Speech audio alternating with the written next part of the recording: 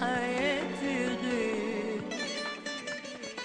يا أجمل ما رأت عيني، أحبك مهما قالوا الغير. من وقت ما كنا معك بتصوير الكليب الأغنية الجميلة جدا حبيبي غير لليوم قطعتي بأمور فنية كتيرة، منها زيارات لأكثر من دولة عربية وكان آخرها الأردن. عملت لقاء على صوت الغد بالأردن، لقاء صحفيين، زرت أطفال كثير، كنت سعيدة بهالزيارة.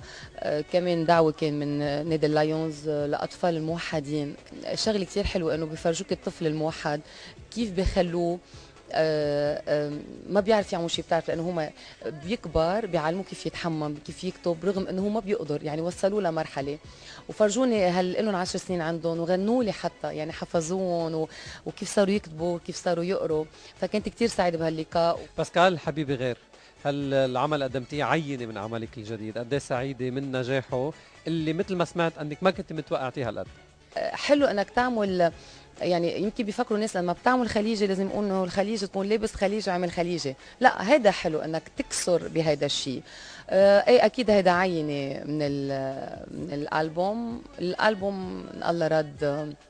خلصت الاغاني هلا بالميكس الاخير لالون. نحن حاليا عم نحضر ل جمعة هيدي التصوير لكفر الالبوم، يعني حاطين كنا يا واحد ستة يا اما كنا ما نعملها ستة ستة، بس بسبب قبل نهار من الانتخابات خطرة القصة. لا بعد الانتخابات رح يكون مبدئيا يا 8 6 يا 10 6 ان الله راد لنزول الالبوم، ونكون كل شيء محضر مع تصوير الكليب وكل شيء ان الله راد. مع حفله اكيد حيكون في توقيع تجديد العقد مع روتانا، مع كمان إدارة الأعمال بحفلة مع صحافة، لأنه إلي زمان ما عملت ببيروت من الله راد، ومع انطلاقة الألبوم وإن شاء الله تكون بداية خير عن جديد كمان مع روتانا من الله راد. أخذناك مشاهدة، أحلى لقطات بالكليب أي هي دلينا عليها؟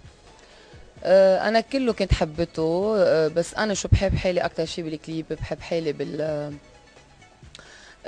بمشية البحر بعفويتي، بحب حالي بالفخار لأنه بحب اشتغل مثل هذيك المره كنت عم بنكش، بحب اشياء الصناعه اليدويه. الفخار قصته قصه، لانه عنوان الاغنيه لفت انتباهنا لما شفنا ارزه او خريطه لبنان برقبتك، وكانك عم تغني للبنان وتقولي عن لبنان حبيبي غير. لبنان انه انا بحبها، اول ما نزلت حبيتها كثير ولبستها، وبالنهارات بلبسها وكثير ناس بيسالون عليها، بس انا بحبها لانه في اجمل منه خريطه لبنان، قديش شو صغير وشو حامل معه اسرار وشو حامل معه جمال واصاله واشياء كثير حلوه. شو عنده نجوم ما شاء الله مزينين الساحات والمسارح، مش بس نجوم، سياسيين، مفكرين، اطباء، مخرجين، كل كثير اشياء. لقاءات كثيره انطرح الملحن والموزع الموسيقي ملحم ابو جديد، ان كان سيكون هناك ارتباط.